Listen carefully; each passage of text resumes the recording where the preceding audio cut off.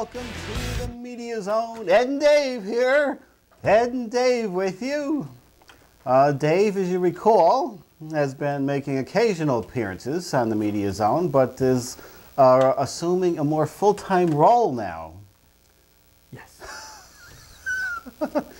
And what did you say? What goes around is old and new again, or something I don't know what I said. What's new is old. What's new is old again. What's old is new again. Something of that effect. Yeah. As I don't know. Does people even recall my original duties way back in the? Do you remember what year the Media Zone started? I can't say. 95. Right. Was that right? Yeah. Oh, I didn't last much longer after that, did I? You were on for what? I don't know. What do you think? A year or two? A year or two. It's been 12 years since I've had a regular stint.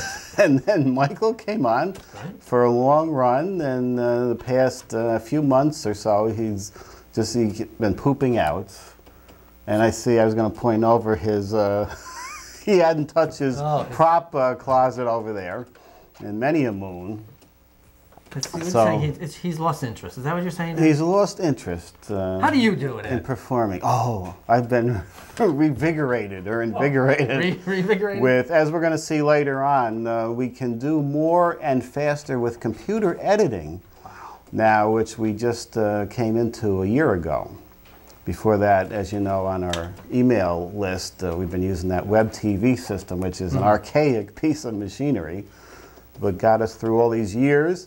And on tonight's show, I thought for your triumphant return, I would re-edit. Triumphant?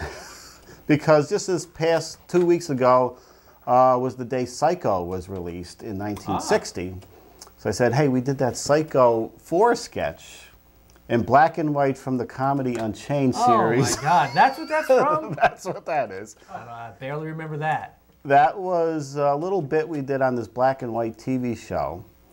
And later on, we did a whole full-length film based on that idea, which maybe we'll see the light of day again. Well, full-length film, I think you mean 30 minutes. It was about 30 minutes. For us, that was full-length. But I took the tape, I added in some new music and video elements, so I jazzed up the Psycho 4s. So it's interesting to jazz up this old material we have. It is. Now, tonight we're going to look at Public Enemies and Ice Age, Dawn of the Dinosaurs. But before that, Ed, yes, I need to discuss something. Okay, have you been following at all? I know you at home have. Our fine Senate here in Albany? It's a circus over there, from what I see. I'm not up on the whole details, but I know two guys flip sides. Right. Well, Ed, you have these two Democrats. You have Montserrat and Espada. Okay, they jumped ship, joining the Republicans in an attempt to wrestle control away from Malcolm Smith, who, as we all know, he's useless. And some might argue that Espada was unhappy with the pork allotment, the money that they get for their special projects. Yeah, they were upset about something. Right, and that would be part of the reason for his rogue act, But I think the reason here is a little consequence. First of all, the fact that Tom Golisano and Al Sharpton, you get those names involved, that ought to straighten anyone's nappy hairs. I mean, that's a problem right there. Golisano and Sharpton. Well, what's even more alarming is that Montserrat has admitted to having some mental issues. He has admitted to this, and he's currently under indictment, Ed. Did you know this? I didn't know that, He's under indictment for violently slashing his girlfriend. I think it's his girlfriend. I don't think it's his wife. But anyway, now, of course, I don't know how he can get out of that situation. If he gets it down to a misdemeanor, he can stay in the Senate. But if he's convicted of a felony, he's out. So that could be a problem. Now, we all know about the ensuing court battle that's going on. That's paralyzed the Senate from performing their legal duties. They're fighting like two little bullies in a playground. The mere suggestion that they're acting in the best interest of New York State, as we all know, is preposterous. They're all saying that. Oh, we got to get back to the business of the people. Does anyone recall the last time they've actually done business with the people?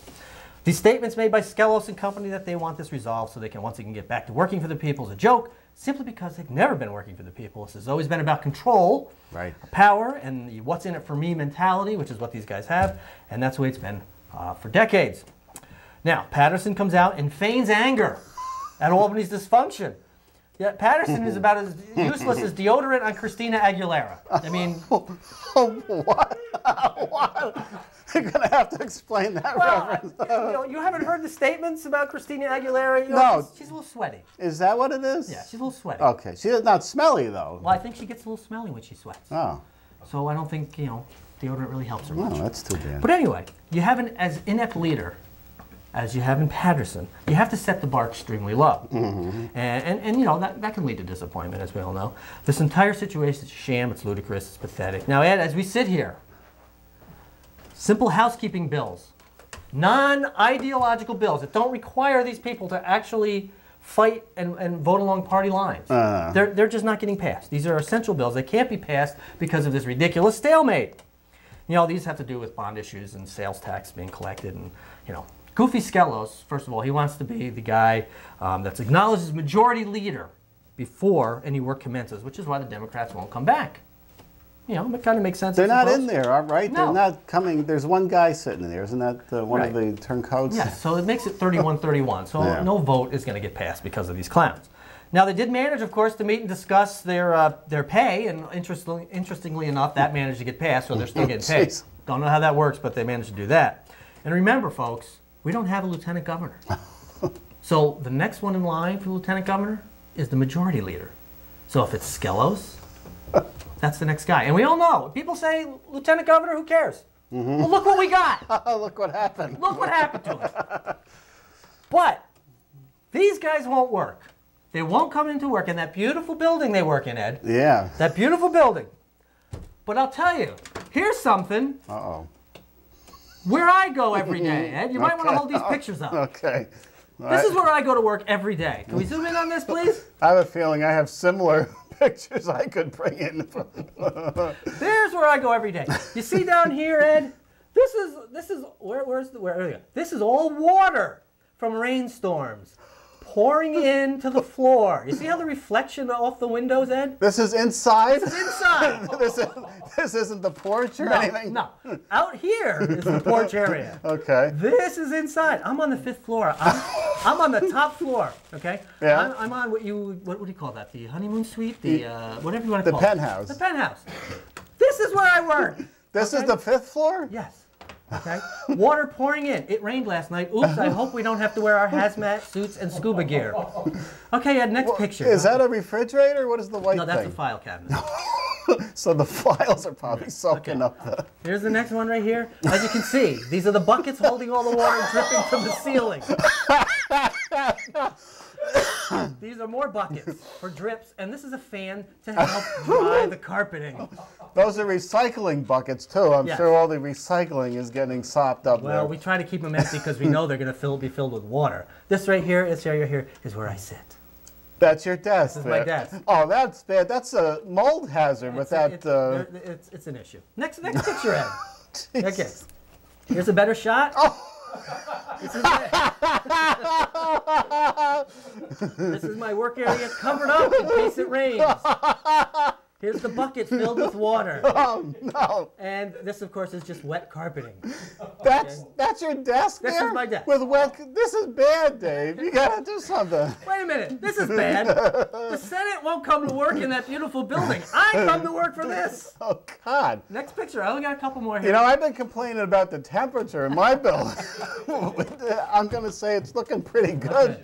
Up here is this tarp they put up to catch the water so it works down these tubes into the big filled bucket we saw earlier. Oh, that's a tube? I was hoping that was an electrical wiring there. That's the tube where the water will drain out and drip down. This is, of course, all the open ceiling because the wet tile have crumbled and fallen to the ground. More tarp over here. Has the, in quotes, union been made aware of any of this? I hate to say. Oh, yes. And they're too busy planning the next picnic, probably, right? I don't know what it is, but they know. Next picture, Ed, we got two more. Two more? I think this is what it's called. The thing on the ceiling actually is a leak diverter. Call 1-800-HOT-HOGS or go to www.newpig.com. Oh, Jesus. Here at New Pig at 1 Pork Avenue in Tipton, Pennsylvania. Pig. This is the actual name of the diverter I can't believe there's actually a company making. Well, there must be enough bad buildings that they're. I don't know. And the final picture, they finally got rid of the little tarps and replaced it with the big 12 by 12 monstrosity. And they were going to run this tube across the ceiling, across the hallway into a slop sink. But they realized that the gravitational pull was too much and it wouldn't work. Now, Ed... Has anybody thought about going to Home Depot and getting some roof cement or something and slapping it on whatever's causing the problem here? Apparently. Now, I've only worked in this office a little over a year, and it's been happening ever since I've been there. But apparently this has been an ongoing situation for 15 years, off and on, mostly on lately. And we get these floods in our office in the penthouse suite. Now, I go to work every day, Ed. I earn my pay. But the Senate can't go to work in that beautiful building, which I'm pretty certain does not leak.